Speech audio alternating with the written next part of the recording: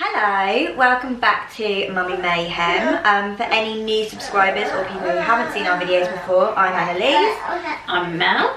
And we form Mummy Mayhem, along with our children who regularly make appearances. Yeah, someone's tired but grizzly at the same time, so... And my one has gone for a nap and will hopefully stay there. Although if I disappear, it's because she didn't stay there.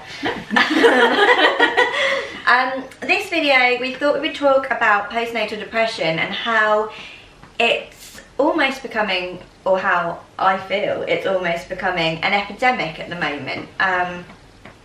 Mel and I have been quite open about our journeys and our sufferings with postnatal depression. We've both had very different experiences through different time periods and for different lengths of time. However, something I've noticed lately, like obviously more and more people are talking about postnatal depression and their own experiences of it, which is brilliant. Absolutely amazing. I think it really does help. Yeah, it definitely does. We've constantly told people to talk about your experiences, talk about how you're feeling, get it out there, talk to anybody about it so that you don't feel alone.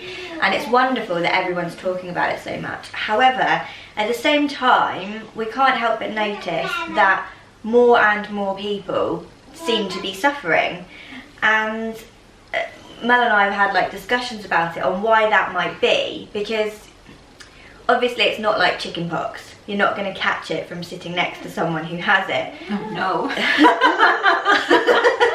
But it is definitely becoming more and more rife with especially new mums, and I think it might be because more and more pressures are being added to new mums and mums in general. I think it's more and more things of obviously we're made aware of, like new diseases. While we're pregnant, we're constantly jabbed with the new, like you've got to have different injections, there's new concerns, you know, new tests while you're pregnant, different things they're looking for in scans, which starts you off being stressed. But not just that, just life in general is getting more stressful.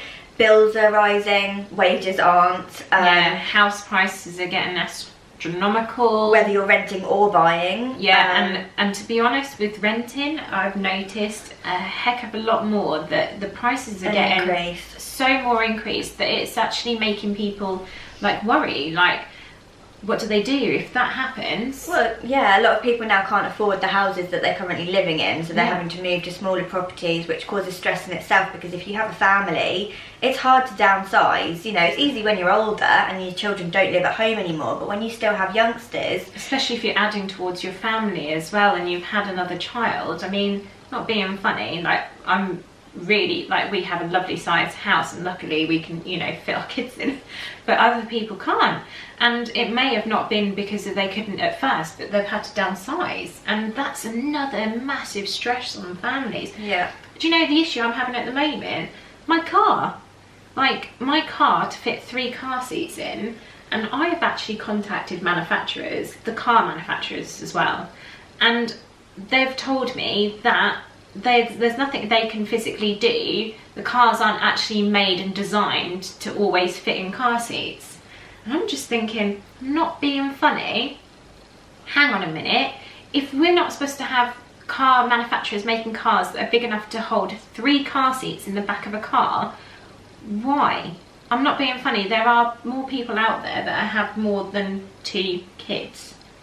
And for a car not to fit kids in, it's like, it's a safety thing as well. Like, car seat manufacturers need to meet, I think them two need to obviously. They need to have some conversations and say, okay, we're going to make a car seat that's this size. You need to make a car that's going to fit 3 of this size. Just in case, but it need to be 3 different ones. Well, you would think that if there was 3 seats, they should all fit a standard size car seat. No, I actually can't, and that's actually been worrying me to the next step. That's when I need to current stress. Yeah, there's so many more stresses, but it's just like the thought of when I change my car, actually I need to go out and have a look, and that's stressful in itself, because if I need to go out and actually look at car seats and also fit them in cars before I even think about purchasing one.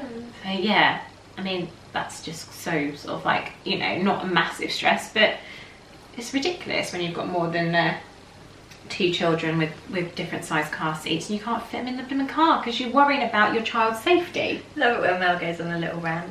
I know, it's just something that I've had, and I was just annoyed with manufacturers of car manufacturers. To present it. So yeah, but that is another stress. Vauxhall, who else? Ford, Kia, I spoke to. Yeah. Who else? I think that was it that I spoke to. Mel's not happy with you. No. But going a bit more general than that, I think mothers these days are expected to do a lot more than in previous generations. You know, nowadays a mum's got to hold down a job, be a mum, get the kids to school. You've got to hit all these milestones with the kids that health visitors are coming around to check up on. You know, so basically you've got to be at 4 and you've got to cook the dinner and have the washing done and the cleaning done and everything all at the same time. So basically you've got to be in 4 places at one time, doing 4 things at one time. 4 people's jobs. And it's just too much. It is too much, you know. I think it's great nowadays that, you know, so many women fought to us to have for us to have the same rights as men. However, I still don't feel we're equal. Men go to work and come home. Women go to work after dropping the kids off and getting them dressed in the morning and sorting them out. Come home, pick the kids up, cook the dinner, clean the house, do the kids' homework with them, bath them and put them to bed. How is it equal? Yeah, but I mean, we can't always generalise, like, just like men not doing anything. Cause no, I'm not saying that men don't do anything. A lot of men do a lot of things. Some men do.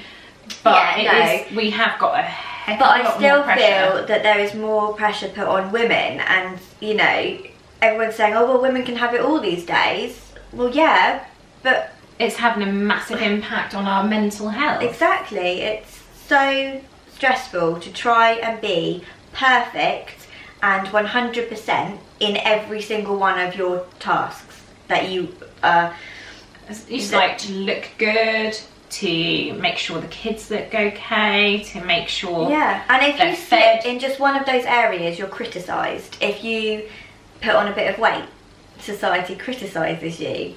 If you start slacking in your job because you're so tired from the things you're doing at home, you'll get, you know, either punished at work or fired.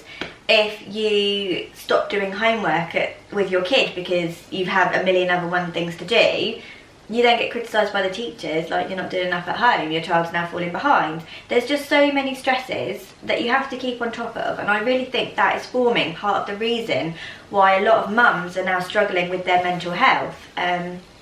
It's just become very difficult to live stress-free. Oh, to be honest, I don't think anyone lives stress-free, but to not have as much stress as I think anyone currently has. And I mean, some people are having to work certain shift patterns just purely because of childcare costs. They are astronomical. I'm not being funny, but unless you've got someone being able to look after your children for you family-wise or, you know, friend-wise, you are talking about nearly £50 a day to look after a child, and some people don't even earn that. And that in itself is ridiculous, and that's another worry that us parents have, you know, childcare. And then it's, who do you trust? You know, have they got a good reputation? Exactly. The schools, do the schools have a good reputation? Are they gonna, you know, are they educating them well enough? I mean, when not you went just that, but then even like not the schools, you know, you put your child in school and they get bullied by someone, and you know, but it's also there's just so many stresses. I think there's also been like a curriculum thing that we had at a parents' evening before, and that's my eldest daughter, and I went in there, and some of the work we were looking at, we were thinking, oh, that seems quite hard, but she was getting on really well with it. But then we found out it's actually stuff that year 6 done in the year before. So they're doing, so she's in year 3, they're doing 3 years ahead of them. And it's just like, and there's some kids that are struggling with that, and it's not the school's fault, it's actually the curriculum that is actually being done like that. And I think that's, you know, the government's fault in the sense of, you know, you're putting stress on young children. They're coming home and they can be upset, they can misbehave because of all the stress. Yeah, they act out and have tantrums and lash out because they're so stressed at school. Yeah. And if you're starting off your life, you know, between 5 and 11 years old being stressed, there's not not really a lot of hope for, you know, having a stress-free adult life to a certain degree. And we feel that as parents, when we're having to deal with that, I know, you know, when we pick up our kids, like sometimes they have like mini meltdowns when they get home. Not all the time, but sometimes, and it's like, what has happened? Like, is it just because they've had so much pressure put on them because they need to hit statistics at the schools? Hit target. Yeah, absolutely. And I think that as mothers, like, that adds to our stress. If we've been stressed during the day and then our kid comes home stressed, it does. It makes you feel so... Well, there's nothing that... You feel sorry, but you also... You feel guilty, and then you feel stressed for them because there's absolutely nothing you can do about that. No. You can, you know, help them with it, their homework and things, and practice with them, but other than that, there's absolutely nothing you can do to change what's going on. No, and I think we need to be aware of that as any parent out there. I think need to help as much as we can, but obviously we need help ourselves as well. We really do. And I think that's probably another stress that's been added to us. I think, you know, there's so much. We don't have any tips for you today. It's really, just what we're noticing, I think. Yeah, I just wanted to put it out there and see if anyone else feels the same way, really, and has noticed this. You know, I think current modern day life has a lot to answer for people's mental health, and I think that's why it's coming out so much more now. And I still think it's brilliant that everyone talks about it so much, or, you know, are starting to at least. Like we do. To get rid of the stigma, because if more people are now getting it, you know, and if people weren't talking about it, that's just going to make it a million times worse. So, you know, even though more people are now suffering, to keep talking about it can hopefully put an end to it. You know, if everyone realises that everyone's just as stressed as everyone else, and that not every mum looks perfect every day, and that not every working mum is awesome at her job every day, and that not every mum cooks a healthy 5-veg meal every night, then maybe we'll all start to stop comparing ourselves to each other so much more, and that'll be one less stress to have to deal with. Definitely.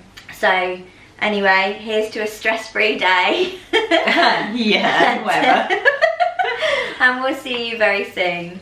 Bye. Bye.